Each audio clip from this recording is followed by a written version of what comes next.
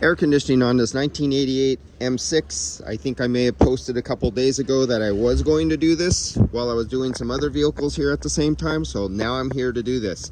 And as you can see, I'm ready for war. So there's a back history to this car. I explained a little on my past, the other video, so I'm not going to go over that again. I got a little more information about this car. What right away, I already know I'm afraid to work on it because of who worked on it. Who worked on this car and did this new hose with the filter dryer in there and stuff like that. That is the wrong size hose that they put back in there. Is a shop that has been around for about 40 years. I think that they were in business before I was in business over 30 years ago. I think they've been around 40 years. The story is, let's get a little caught up. The owner's getting old and supposedly is letting young guys take over, manager, I don't know who. But every car now that I've been getting from them at local body shops around this one particular shop, I've been getting contaminated gas from them on all the YF vehicles. They're sticking something else in there other than YF. And they were the last honest, good shop that I used to recommend for everybody to go to. They were so good, everybody knew this shop. They have a big name out of like 30 some shops in the last 30 years that went out of business who were air conditioning specialty shops. This is one of the last ones left.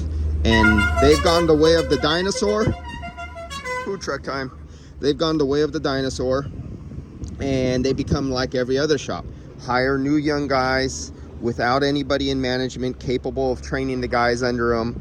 They're under the gun. They're making so many mistakes. The shop starts losing money, so they get desperate. Oh, I'm going to save money by hiring cheaper guys. I'm going to save money by not sending my guys out for training. I'm going to save money by not buying these tools and doing this procedure. I'm going to save money by cutting these corners.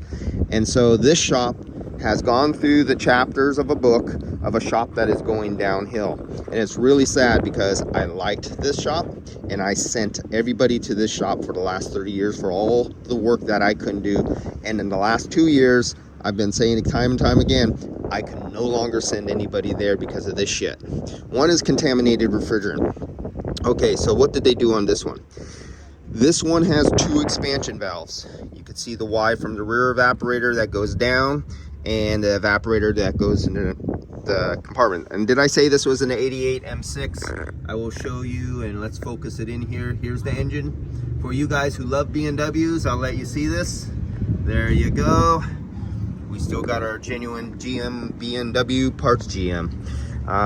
You can see they put a new receiver dryer there. There's a new switch for the fan. There you go.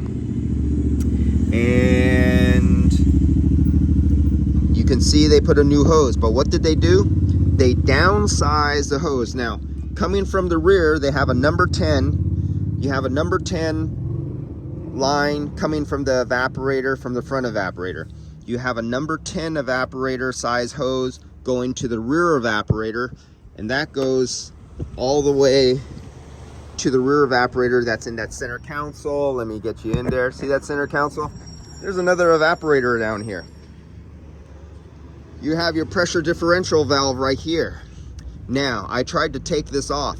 I think they put Loctite on that because they had a leaky valve core and they probably permanently sealed it off, or they think it's not important.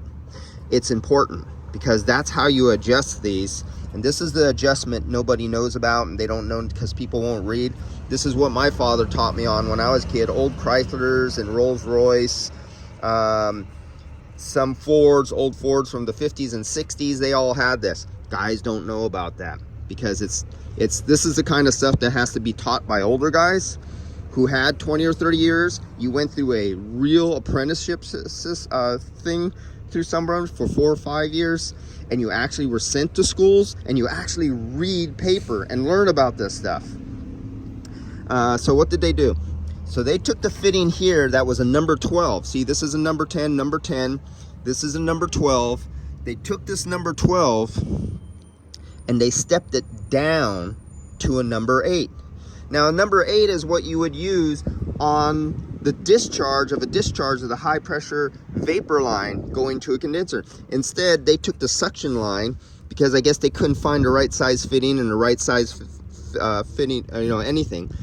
Number eight, number eight, number eight, number eight, number eight. And if you look, let me get right down here. I am so pissed when shops do that. Do you see that big old fat sucker there? That guy right there. Can I fold? That's a number 12. And they have it going all the way down to a number 8. And this was one of the best air conditioning shops in our industry, in my area, and where I'm at right now. And I'm really pissed off. And I'm getting more and more pissed off because I'm finding more of their work doing hack shit like this.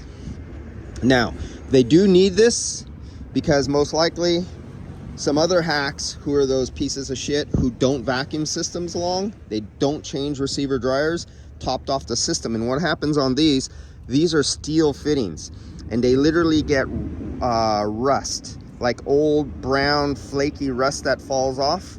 And what would happen is the guys who don't believe in doing good vacuums, those a-holes, would rust out the receiver dryers, and then the rust would fall down to the bottom, and then it would also rust out all these lines, and the rust would flake off these lines and go plug up the rear expansion valve and the front expansion valve. And I think the story is only the front or the rear is left working on this. They didn't want to do it. I don't know I can't remember exactly the rest of the story, but it's a big job. And getting parts is hard on this one. So they did this. But that should have been a number 12, going into a number 12, a number 12, a number 12, a number 12, to the number 12. Talk about necking down the velocity, or you increase the velocity, but you neck down the mass flow of refrigerant. Because you have 2 evaporators too. What else? That's it right now.